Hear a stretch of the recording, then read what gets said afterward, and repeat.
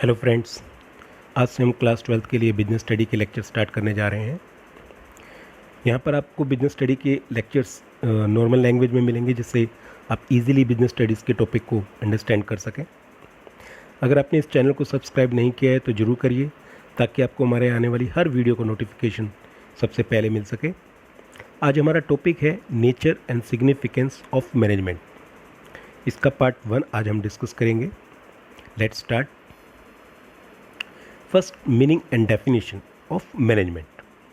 देखिए, मैनेजमेंट क्या है, पहले हम मीनिंग डिस्कस करते हैं मैनेजमेंट का। As per the modern concept of management, according to modern concept, management is the process of getting things done with the aim of achieving goals effectively and efficiently. देखिए क्या कहते हैं, management is the process of getting things. जो management है वो एक process है। किस चीज़ की प्रोसेस है?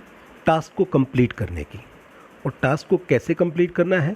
With the aim of achieving goals effectively and efficiently, यानी कि जो वो गोल्स हैं वो इफेक्टिवली अचीव हों और as well as efficiently achieve हों।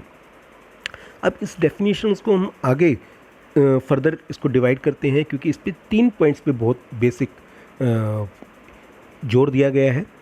एक प्रोसेस, दूसरा effective and efficient performance, third achievement of group, common और ऑर्गेनाइजेशन गोल। एक एक करके इनको डिस्कस करते हैं। सबसे पहले प्रोसेस। देखिए, प्रोसेस क्या है? प्रोसेस होती है किसी काम को स्टेप बाय स्टेप कंप्लीट करना, उसे प्रोसेस कहलाती है। जैसे चाय बनाने की एक प्रोसेस होती है, खाना बनाने की एक प्रोसेस होती है। तो उसमें जितने भी जो एक्टिविटीज़ होती हैं, जो भी स्टेप्स होते हैं, वो एक सिस्टमेटिकली कंप्लीट किए जाते हैं। इसी तरीके से मैनेजमेंट भी जो है एक प्रोसेस है, जिसमें सिस्टमेटिकल एक्टिविटीज़ कंप्लीट की जाती हैं। मैनेजमेंट के फर्स्ट फंक्शन प्लानिंग से स्टार्ट की जाती है। Planning, organising, staffing, directing and controlling. तो ये जो साइकिल है वो कंटिन्यूस चलता रहता है। तो इस तरीके से मैनेजमेंट जो है एक प्रोसेस है। दूसरा जिस पर जोर दिया गया वो है इफेक्टिव एंड एफिशिएंट परफॉर्मेंस। इसको हम डिस्कस कर लेते हैं। इफेक्टिव क्या है? इफेक्टिव से यहाँ मतलब है कि टास्क को टाइम पर कंप्लीट करना, यानी कि जो टारगेट है वो अपने टाइम पर अचीव हो जाना, दैट इज़ इफेक्टिवनेस। ध्यान रहे, जो टारगेट है वो अपने टाइम, जस्ट लाइक मान लीजिए कोई एक बाइक बनाने वाली कंपनी है और वो एक टारगेट तय करती है कि इस मंथ के एंड तक या इस पर्टिकुलर महीने में हमें 1000 बाइक्स मैन्युफैक्चर करनी है। और वो जो बाइक्स हैं वो उस पर्टिकुलर 1 मंथ के अंदर 1000 बाइक्स मैन्युफैक्चर कर लेती है। तो हम कह सकते हैं कि जो टास्क है वो इफेक्टिवली कंप्लीट हुआ, यानी कि अपने टाइम लाइन से या टाइम डेडलाइन से के बीच में कंप्लीट हो गया। अब दूसरा आता है एफिशिएंट परफॉर्मेंस। एफिशिएंट परफॉर्मेंस से मतलब ये है कि जो काम है वो ना केवल टाइम पे कंप्लीट होना चाहिए, बल्कि कॉस्ट इफेक्टिव मैनर में कंप्लीट होना चाहिए। यानी कि आप कह सकते हैं मिनिमम वेस्टेज होनी चाहिए, उसमें कम से कम वेस्टेज या नो वेस्टेज होनी चाहिए।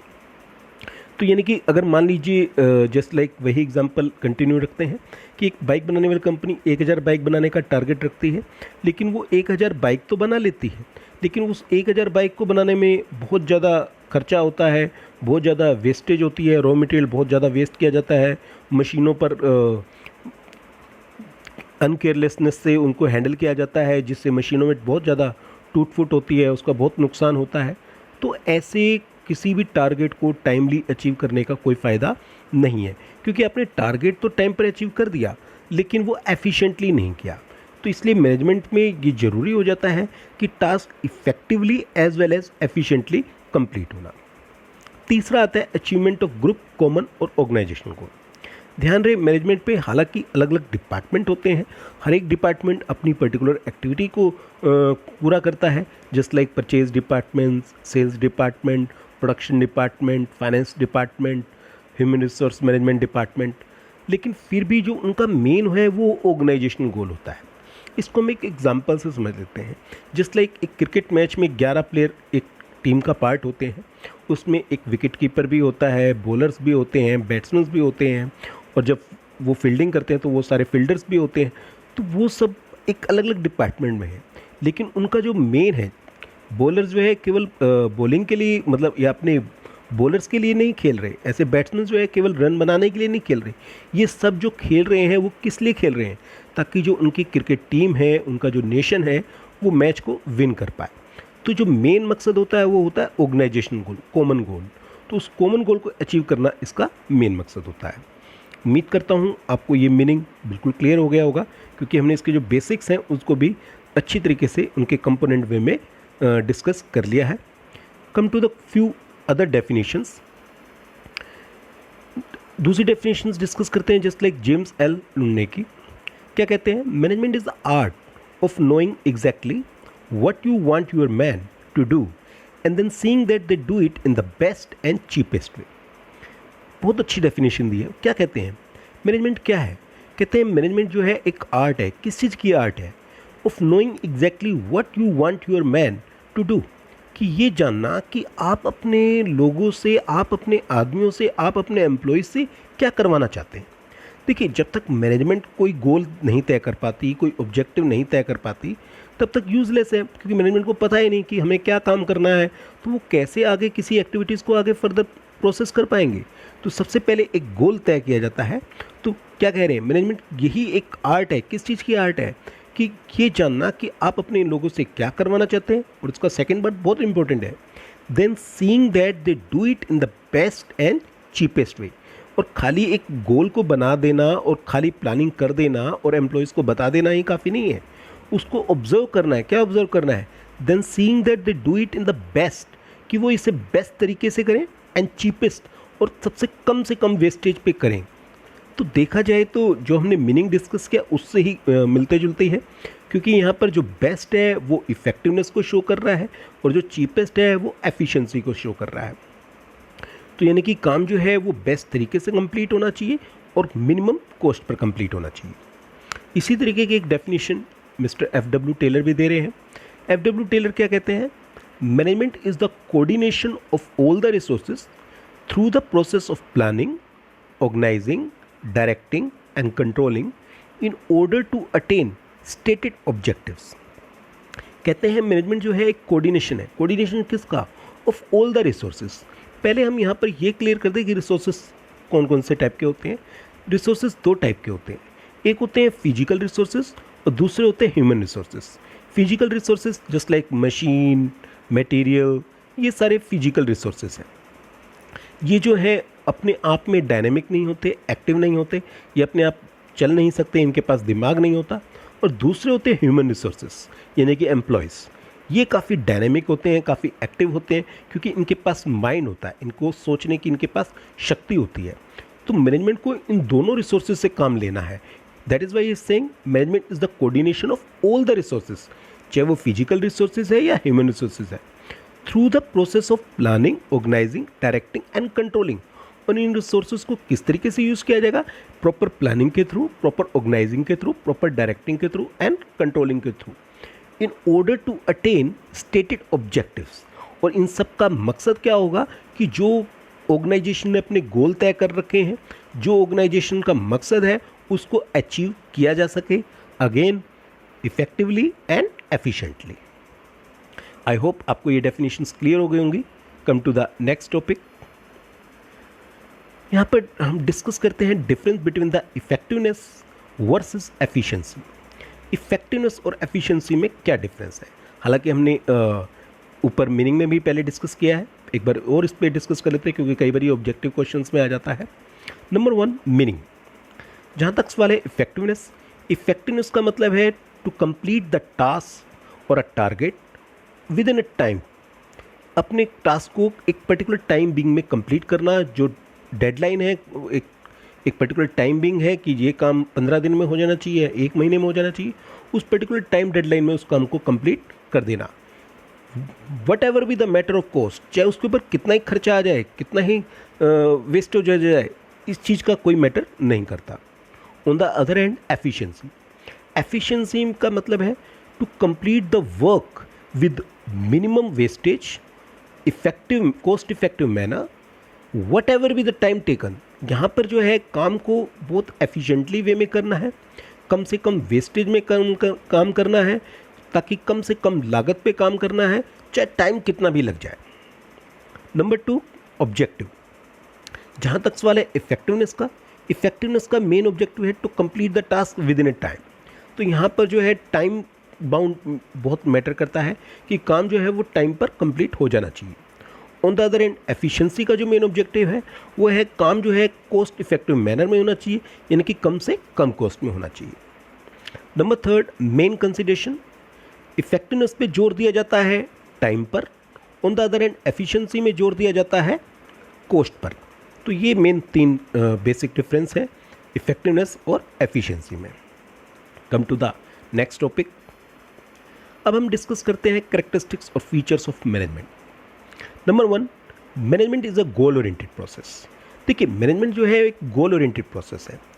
अब कोई भी मैनेजमेंट तब तक टास्क पूरा नहीं कर सकती जब तक वो कोई गोल डिसाइड नहीं करती। हर ऑर्गेनाइजेशन का, हर एक डिपार्टमेंट का अपना एक पर्टिकुलर गोल होता है और मैनेजमेंट उस गोल को अचीव करने के लिए सारी एक्टिविटीज़ करती है। जिस लाइक परचेज डिपार्टमेंट का गोल होता है कि वो कॉस्ट इफेक्टिव मैनर में मटेरियल को बाय करे, यानी कि कम से कम लागत में मटेरियल को बाय करे। इसी तरीके से फाइनेंस डिपार्टमेंट का काम होता है कि स्मूथली फाइनेंस जो है वो रन हो, ताकि जितनी भी फाइनेंशियल एक्टिविटीज़ है किसी भी डिपार्टमेंट को फाइनेंस की कोई प्रॉब्लम ना आए। तो कोई ना कोई एक पर्टिकुलर गोल होता है और वो जो मैनेजमेंट है उस गोल को अचीव करने के लिए सारे एक्टिविटीज़ करती है। Second, management is a pervasive. यहाँ परवेसिव से मतलब है यूनिवर्सली एप्लीकेबल। देखिए, मैनेजमेंट जो है वो परवेसिव है। परवेसिव किस तरीके से है? जो मैनेजमेंट है वो बिजनेस एक्टिविटीज़ और नॉन बिजनेस एक्टिविटी दोनों पर ही एप्लीकेबल है। देखिए, कोई भी बिजनेस एक्टिविटी बिना मैनेजमेंट के नहीं कंप्लीट हो सकती, उसी तरीके से नॉन बिजनेस एक्टिविटी भी जो है वो बिना मैनेजमेंट के कंप्लीट नहीं हो सकती। चाहे स्पोर्ट्स है, चाहे कोई कल्चर प्रोग्राम है, चाहे कोई इंडस्ट्री है, चाहे कोई कंपनी है, चाहे कोई एनजीओ है, चाहे कोई क्लब है, चाहे कोई स्कूल है, चाहे कोई हॉस्पिटल है, सबको जो है वहाँ पर मैनेजमेंट एप्लीकेबल होती है। और एक और जो है मैनेजमेंट जो है वो जो ज्योग्राफिकल एरिया है उस पर भी डिपेंड नहीं है, इसलिए भी यूनिवर्सली एप्लीकेबल है। यानी कि मैनेजमेंट के जो रूल्स हैं, जो मैनेजमेंट की जो कॉन्सेप्ट है वो इंडिया में भी वैसे ही एप्लीकेबल है जैसे कि यूएसए, यूके, कनाडा या जापान में एप्लीकेबल है। थर्ड आता है management is a multi dimensional.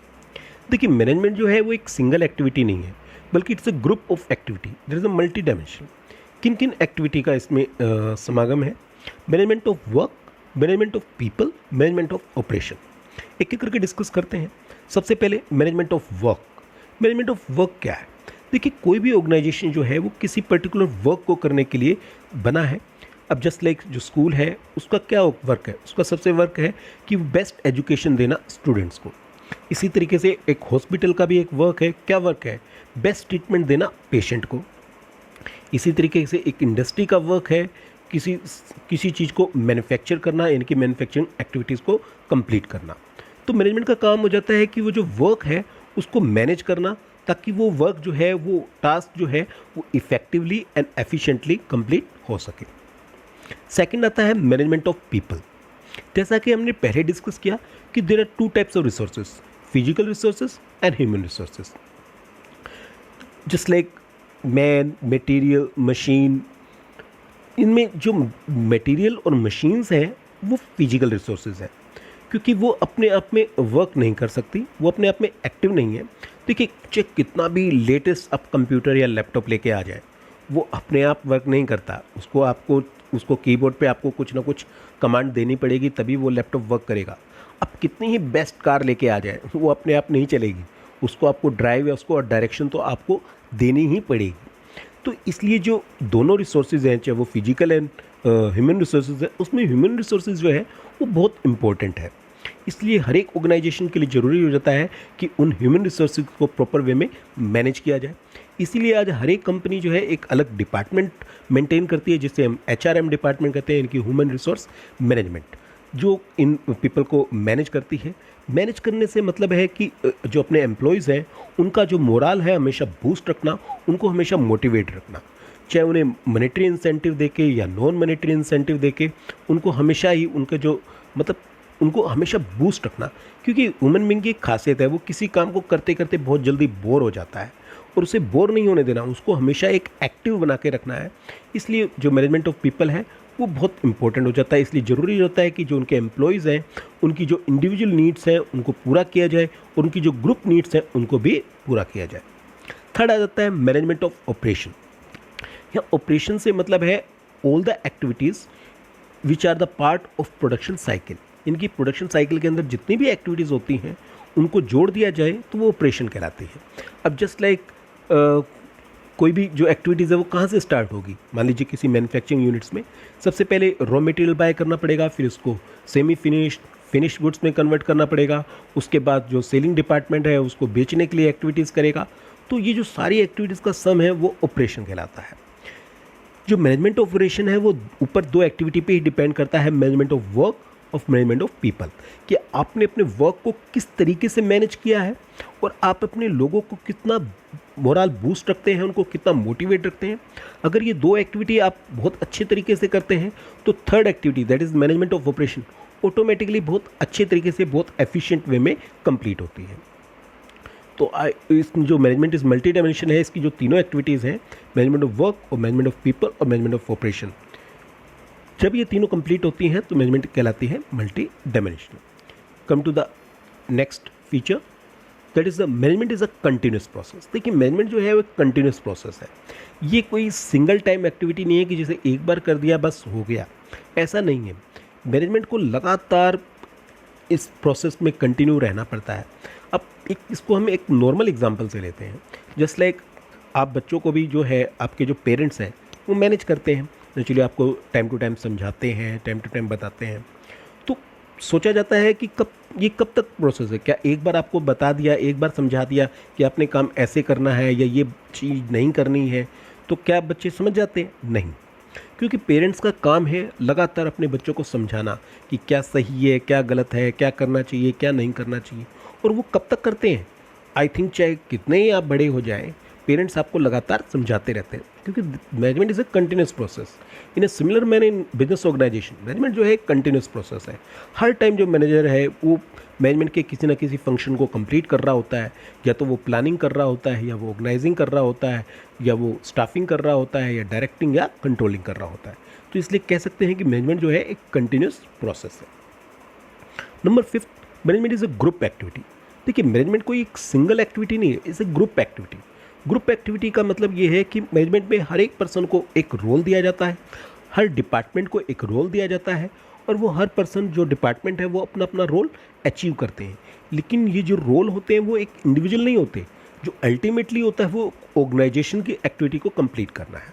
अब फॉर एग्जांपल मान लीजिए एक एग्जांपल लेते हैं कि एक बाइक बनाने वाली कंपनी को एक 1000 बाइक्स मैन्युफैक्चर करने हैं। अब इसमें किस किस एक्टिविटी का आएगा? नेचुरली बाइक बनाने के लिए हमें क्या चाहिए? रॉ मटेरियल चाहिए। तो रॉ मटेरियल कौन बाय करेगा? परचेज डिपार्टमेंट करेगा। रॉ मटेरियल बाय करने के लिए हमें क्या चाहिए? नेचुरली पैसा चाहिए, फाइनेंस चाहिए। वो हमें कौन प्रोवाइड करेगा? फाइनेंस डिपार्टमेंट प्रोवाइड करेगा। अब रॉ मटेरियल आ जाएगा, उसके बाद क्या किसकी एक्टिविटी शुरू होगी? नेचुरली बात है प्रोडक्शन डिपार्टमेंट की एक्टिविटी शुरू होगी। वो इस रॉ मटेरियल को कन्वर्ट करेगा सेमी फिनिश और फिनिश गुड्स के अंदर। आफ्टर फिनिश गुड्स कंप्लीट होने के बाद फिर क्या किया जाएगा? नेचुरली बात है उसको बेचा जाएगा। इसके लिए अब सेल्स डिपार्टमेंट और मार्केटिंग डिपार्टमेंट की एक्टिविटी स्टार्ट होगी। तो कहने का मतलब है अलग अलग डिपार्टमेंट एक्टिविटी कर रहे हैं, लेकिन इन सब का मकसद क्या है? मकसद है बाइक बनाना और उसको बेचना। तो मैनेजमेंट जो है एक ग्रुप एक्टिविटी है। हर एक डिपार्टमेंट की जो एक्टिविटी है वो दूसरे डिपार्टमेंट की एक्टिविटी को इम्पैक्ट करती है, उसका प्रभाव डालती है।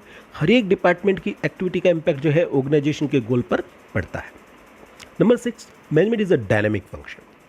फर्स्ट ऑफ ऑल हमें पहले ये क्लियर कर लेना चाहिए what is dynamic. Dynamic which change rapidly, बहुत जल्दी चेंज होता है। देखिए मैनेजमेंट जो है डायनेमिक फंक्शन। डायनेमिक फंक्शन क्यों है? क्योंकि एक्सटर्नल एनवायरनमेंट में टाइम टू टाइम बहुत ज़्यादा चेंज आते रहते हैं।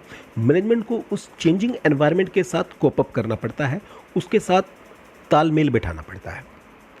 अब क्योंकि लगातार चेंजिंग आते रहते हैं, जस्ट लाइक हम एक एग्जांपल ले लेते हैं।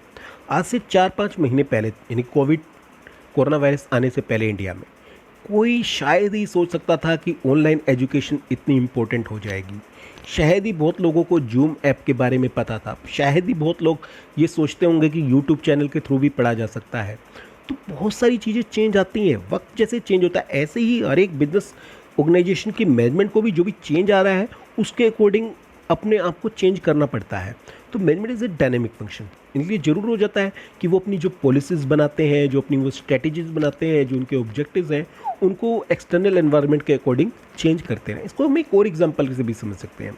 अब जस्ट लाइक हमारे honourable prime minister Narendra Modi ji ने अभी हाल ही में एक डिसीजन लिया। किस चीज़ का डिसीजन लिया? Ban on poly bag. जैसे जैसे हमारे देश में पॉली बैग पे बैन होता जा रहा है, तो नेचुरल बात है उससे एक इंडस्ट्री को तो नुकसान हो रहा है, लेकिन वहीं दूसरे के लिए एक अपॉर्चुनिटी क्रिएट हो रही है। किस चीज़ की अपॉर्चुनिटी क्रिएट हो रही है कि अब जो है पेपर बैग उनका ज़्यादा यूज़ किया जा रहा है, जो जूट बैग है उनका ज़्यादा यूज़ किया जा रहा है। तो मैनेजमेंट को एनवायरनमेंट के चेंज होने के साथ साथ अपनी एक्टिविटीज़ को भी चेंज करना पड़ता है। Number 7, intangible. देखिए मैनेजमेंट जो है वो इंटेंजिबल है। इंटेंजिबल से मतलब है इसको देखा नहीं जा सकता। ध्यान रहे, मैनेजमेंट जिसे हम देख सकते हैं वो मैनेजमेंट के पीपल होते हैं, मैनेजमेंट के पर्सन्स होते हैं, जिन्हें हम मैनेजर कहते हैं। उनको तो आप देख सकते हो, लेकिन मैनेजमेंट एक्टिविटी को नहीं देख सकते। तो क्या इसको हम देख ही नहीं सकते? Yes, we can felt only. How can we felt? हम इसको कैसे महसूस कर सकते हैं? हम महसूस कर सकते हैं किसी रिजल्ट्स के थ्रू। इसके रिजल्ट से हम बता सकते हैं कि वहाँ मैनेजमेंट है या नहीं है। या फिर हम दो चीज़ों को ध्यान में रख कर सकते हैं कि वहाँ पर ऑर्डरनेस है या नहीं है। अगर वहाँ पर हर चीज़ एक प्रॉपर मैनर में मैनेज है तो वहाँ पर मैनेजमेंट है। और दूसरा, वहाँ कोऑर्डिनेशन है या नहीं है। अगर वहाँ हर चीज़ प्रॉपर वे में कोऑर्डिनेट है तो मैनेजमेंट है। देखिए आप किसी भी स्कूल में जाइए, हॉस्पिटल में जाइए, किसी भी ऑर्गेनाइजेशन में जाइए, आप एक जगह ऑर्गेनाइजेशन में पाएंगे वहाँ हर एक प्रॉपर वे में चीज़ें पड़ी हुई हैं। वहाँ पर क्लियर कट पता है कि आपको, मान लीजिए किसी स्कूल में जाते हैं कि ऑफिस ब्लॉक कहाँ है, प्रिंसिपल का ऑफिस कहाँ है, क्लासेस का कहाँ है, कोऑर्डिनेटर से मिलने का रास्ता कहाँ है। वहाँ हर चीज़ के मार्क कर रखे हैं और वहाँ पर हर पर्सन अपने पर्टिकुलर प्लेस पर बैठा हुआ है। तो इसका मतलब वहाँ मैनेजमेंट है। लेकिन आप एक दूसरे ऑर्गेनाइजेशन में जाते हैं जहाँ किसी को पता ही नहीं है कुछ। आप प्रिंसिपल ऑफिस के बाहर वेट कर रहे हैं लेकिन प्रिंसिपल का पता नहीं है। आप कोऑर्डिनेटर के बार वेट कर रहे हैं लेकिन कोऑर्डिनेटर का ही नहीं पता है। तो इसका मतलब मैनेजमेंट नहीं है।